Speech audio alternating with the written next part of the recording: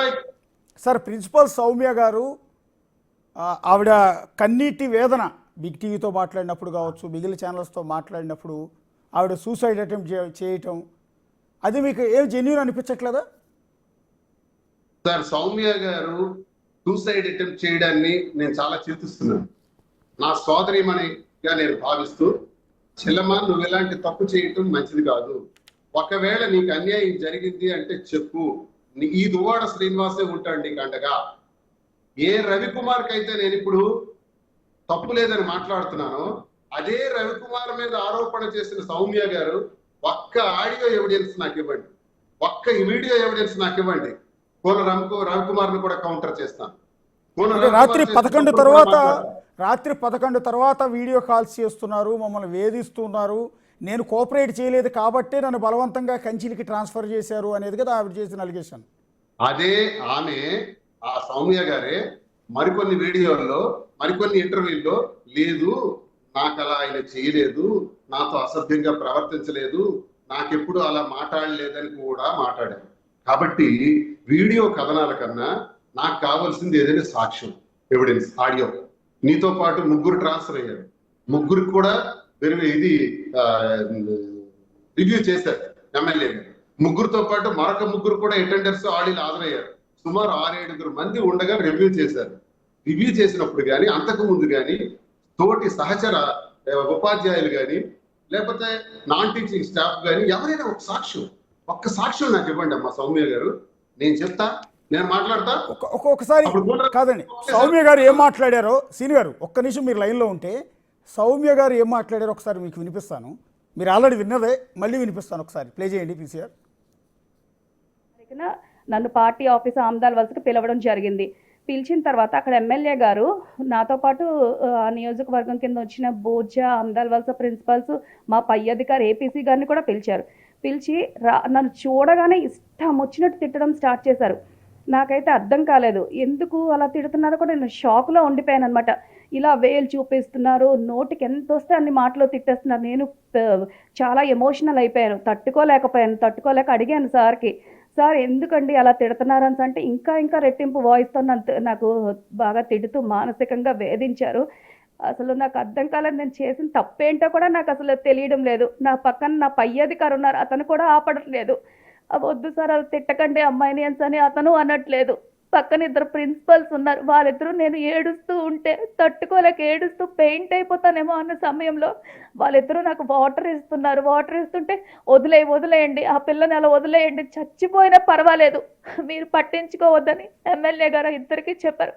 అంత కక్ష దేనికి? నేను ఏం చేశాను? నా యొక్క విధులు నేను సక్రమంగా నిర్వహించలేదా? పిల్లలకి భోజనం సరిగ్గా పెట్టలేదా? ఏం చేశానని అలా వేధిస్తున్నారు? అర్థం కాలేదు నాకు. నేను ఆ భయంకరమైన పరిస్థితులు తట్టుకోలేక ముందే ఫోన్స్ లాక్కున్నారు, వాళ్ళ పిఏ ఫోన్స్ లాక్కొని అక్కడ పట్టుకొని తలుపు దగ్గర కాపలా కాస్తూ అతను ఉన్నారు. నేను ఈ బాధను తట్టుకోలేకపోతున్నాను. అతను నన్ను చాలా అవమానించారు ఆ రోజు. ఇష్టం వచ్చినట్టు, నువ్వు ఎస్సీ కులానికి చెందిన దానివి, నీకు ఉద్యోగమే తగదు, నేను మెరిట్ బేసిస్లో ఎగ్జామ్ రాసి రిటర్న్ టెస్ట్ రాసి సెలెక్ట్ అయ్యి వచ్చాను సార్ అంటే, అది చాలే తెలుసులే నువ్వు ఏ పద్ధతిలో వచ్చావో, నువ్వు ఒక ఎస్సీ కదా నీకు అలా ఆ రకంగా వచ్చింది అనేసని చాలా బాధ. అంటే నాకు కొంచెం గుర్తులేవు అతని తిట్లు, చాలా దారుణమైన తిట్లు. ఎందుకు ఇతను నన్ను ఎంత టార్గెట్ చేసి ఇంత వేధిస్తున్నారు? పై అధికారులు కూడా అతను చెప్పిందే వింటున్నారు. నేను అడుగుతున్నాను, ట్రాన్స్పరెంట్గా అక్కడ ఏం జరిగిపోయి అతను లేనిపోని అలిగేషన్స్ వేశారు. వేస్తే అక్కడికి వచ్చి సరైన ఎంక్వైరీ చెయ్యాలి కదా, అలా ఎందుకు చేయట్లేదు? అతను ఆ ఏపీసీ కలెక్టర్ గారు అందరూ వాళ్ళకి నచ్చినట్టుగా రాసేసుకుంటున్నారు. ఇక్కడ నన్ను ఇంత హెరాస్ చేస్తున్నారు, నాకు చచ్చిపోవాలని ఉంది. నిజంగా నేను ఆత్మహత్య చేసుకుంటాను, నాకు ఎక్కడ న్యాయం జరగడం లేదు సార్. మీరు కాళింగులకు అన్యాయం జరుగుతోంది, కళింగ కులానికి చెందిన కోన రవికుమార్కి మంత్రి పదవి రానియకుండా కొప్పుల వెలమ కులానికి చెందిన అచ్చెన్నాయుడు, అలాగే ధర్మాన ఫ్యామిలీ, వీళ్ళంతా కలిసి కోన మీద కుట్ర చేశారని మీరు అంటున్నారు. ఆవిడంటున్న మాట ఏంటి? నాకు చచ్చిపోవాలని ఉంది, బతకాలని లేదు, నన్ను ఈ రకంగా వేధిస్తున్నారు, నేను ఒక దళిత మహిళను కాబట్టి నన్ను వేధిస్తున్నారని మీరు తీసుకొచ్చినట్టు ఆవిడ కూడా కుల ప్రస్తావనే తీసుకొస్తోంది. ఇందులో ఏది నమ్మాలి అని? సార్, ఇప్పుడు అశోక్ గారు, సౌమ్య గారి మాటలు నేను విన్నాను.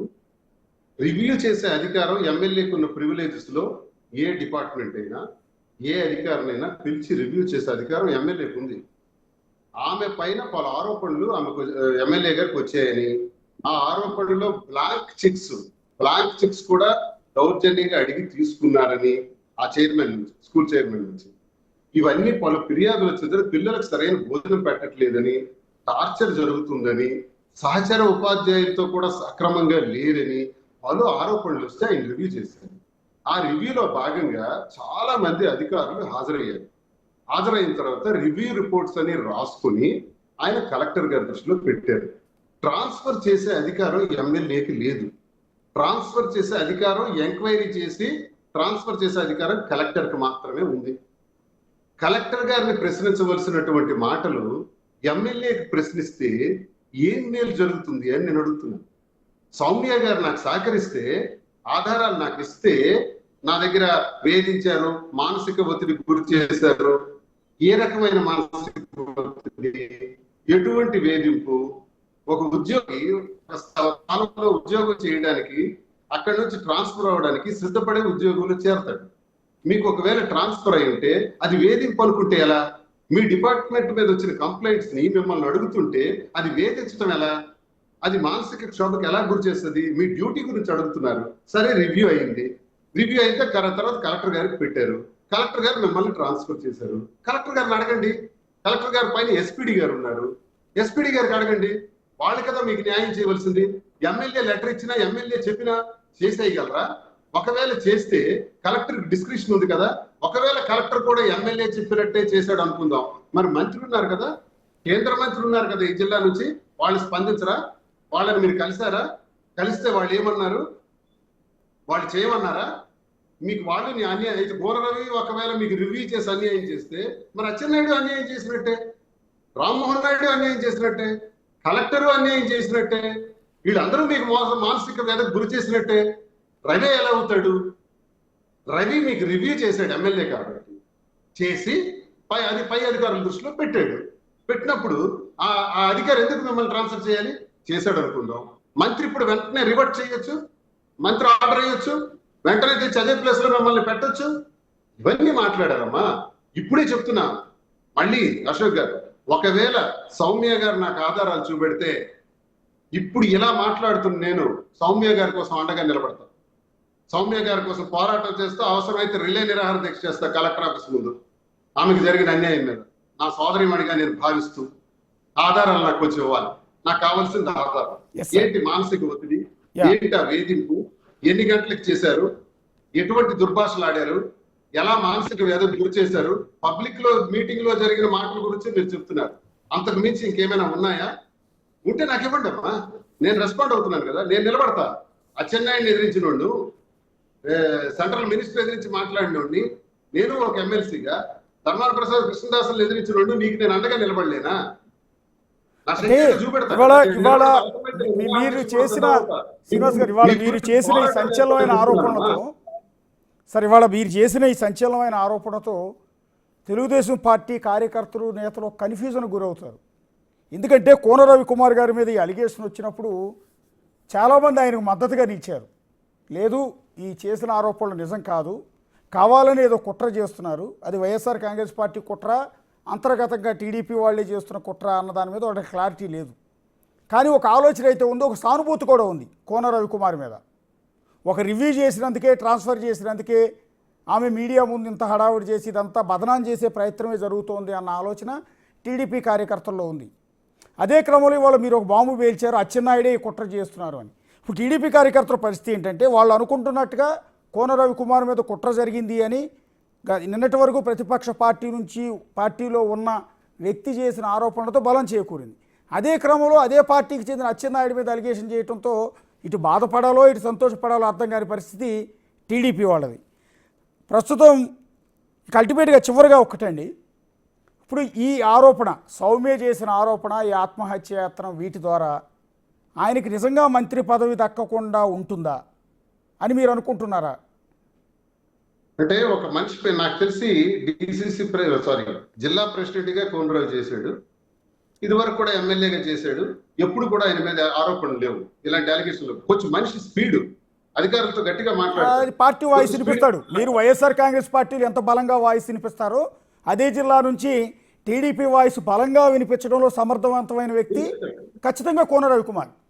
కొంచెం దురుసు ప్రభావం ఉంది, స్పీడ్ గా మాట్లాడతాడు, కానీ మహిళలతో అసభ్యంగా మాట్లాడు. మహిళల దగ్గర చాలా జాగ్రత్తగా ఉంటాడు. మహిళలందరినీ గౌరవంగా మాట్లాడతాడు. అది నేను చూసిన అనుభవంతో నేను చెప్తున్నాను. కాబట్టి ఒకవేళ రవి తప్పు చేశాడని నాకు సౌమ్య గారు సాక్ష్యం ఇస్తే రవిని కూడా ప్రశ్నిస్తానంటున్నాను. నేను రవిని కూడా టార్గెట్ చేసి మాట్లాడతానంటున్నాను. సాక్ష్యం ఇవ్వండి అమ్మా. ఇది కేవలం రాజకీయ క్రీడలో కులాధిపత్యంలో జరుగుతున్న రాజకీయం. అశోక్ గారు, దీనికి తెరలేపింది అచ్చెన్నాయుడు. ఇది ఏ పరిస్థితులకు దారితీస్తుందో కూడా ఊహించడానికి కూడా చాలా ఇబ్బందిగా ఉంది. మీరు చేసిన అలిగేషన్ నిజమైతే పార్టీ కూడా ఇంటెలిజెన్స్ రిపోర్ట్ తెప్పించుకుంటుంది ఖచ్చితంగా. నాయకులతో లోపల ఎంక్వైరీ, అంతర్గత ఎంక్వైరీ చేస్తుంది.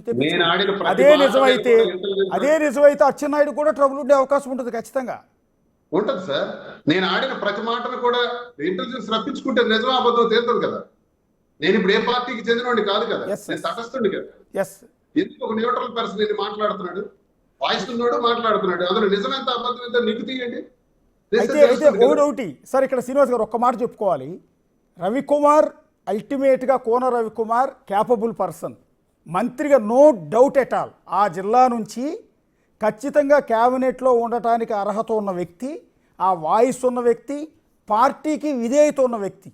తన సొంత బంధువు, బహుశా మామగారో బావగారో, తమిళ సీతారాం గారు, ఆయన మీద గెలిచిన వ్యక్తి.